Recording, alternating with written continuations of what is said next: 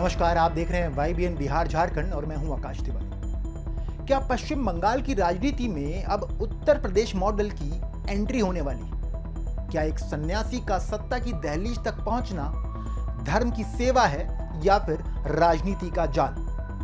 आखिर वो कौन सा स्वामी है जिसे बीजेपी ने टिकट दिया तो उसके अपने ही आश्रम ने उसे दूध में से मक्खी की तरह बाहर निकाल दिया? आज का सबसे बड़ा सस्पेंस, क्या स्वामी ज्योतिर्मयानंद उर्फ उत्पल महाराज बंगाल के योगी आदित्यनाथ बन पाएंगे? क्या सन्यास का चोला छोड़कर खादी पहनने का फैसला सही है? आज की इस स्पेशल रिपोर्ट में हम कलियागंज सीट से बीजेपी के इस धमाकेदार उम्मीदवार और भारत सेवाश्रम संघ के बीच छिड़ी इस जंग की पूरी इनसाइड स्टोरी डीकोड करेंगे। वीडियो के अंत तक बने रहें क्योंकि आज बात आस्था, राजनीति और निष्कासन की होगी। दोस्तों, बीजेपी के लिए पश्चिम बंगाल का यह चुनाव किसी अस्तित्व की लड़ाई से कम नहीं।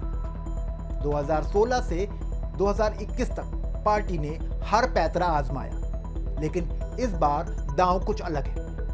बीजेपी ने उत्तर दिनाजपुर की कलियागंज सीट से भारत सेवाश्रम संघ के जाने माने चेहरे स्वामी ज्योतिर्मयानंद, जिन्हें लोग उत्पल महाराज के नाम से जानते हैं, उन्हें मैदान में उतारा है। 2000 से संघ से जुड़े उत्पल महाराज बचपन से ही सन्यासी बनना चाहते थे। इतिहास में बीए करने वाले महाराज ने 2004 के बाद अपना पूरा जीवन सेवाश्रम को समर्पित कर दिया, लेकिन अब उसी सन्यास के सहारे वे सत्ता के गलियारों में पहुंचने का सपना देख रहे हैं। लेकिन जैसे ही बीजेपी ने उनके नाम की घोषणा की, भारत सेवाश्रम संघ ने एक ऐसा कदम उठाया जिसकी उम्मीद कम ही लोगों ने की थी। संघ ने इसे राजनीति का जाल बताया और एक आंतरिक चिट्ठी जारी कर उत्पल महाराज को संगठन से निष्कासित कर दिया। संघ का कहना साफ है, यह एक पूरी तरह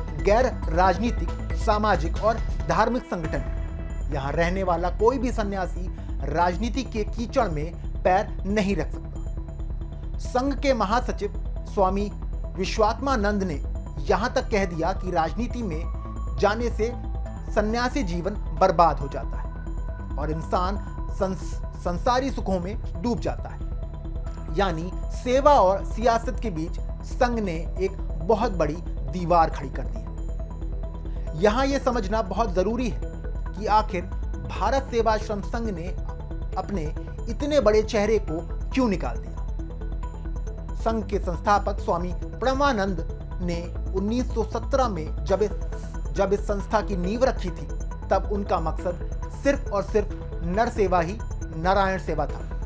संघ के नियमों के मुताबिक एक बार जब कोई सन्यासी बन जाता है तो उसका संसारिक मोह माया और सत्ता की लालसा से नाता टूट जाता है।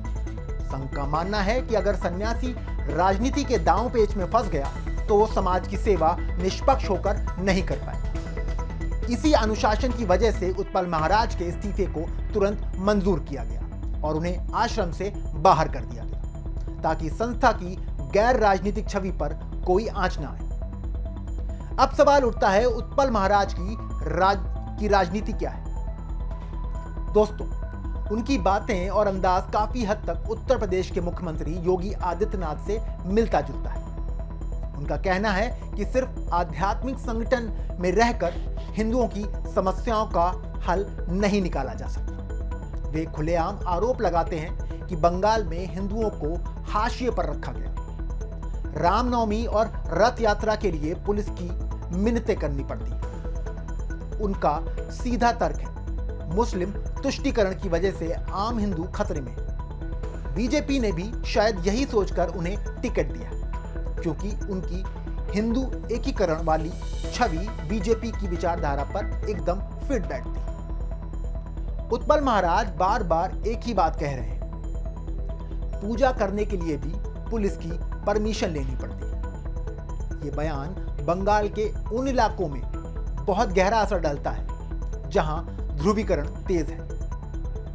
उनका कहना है कि सन्यासी समाज का रक्षक होता है और अगर रक्षक ही सत्ता से बाहर रहेगा तो समाज सुरक्षित कैसे रहेगा। वे सीधे तौर पर टीएमसी के तुष्टीकरण वाले मॉडल को चुनौती देंगे।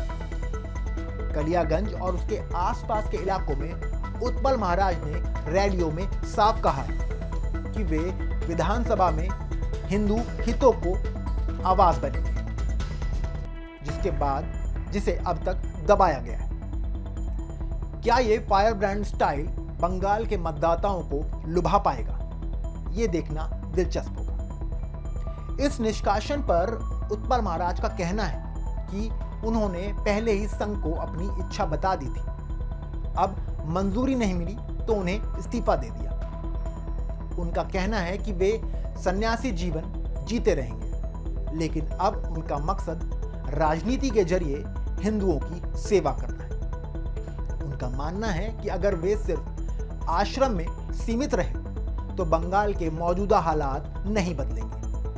उन्होंने साफ कर दिया कि भारत सेवाश्रम संघ उनके दिल में हमेशा रहेगा, लेकिन अब उनका कर्म क्षेत्र चुनावी मैदान होगा। वे अब संन्यास धर्म छोड़कर पूरी तरह सियासत के धर्म में उतर चुके हैं। अब सबसे बड़ा सवाल जनता की अदालत में है।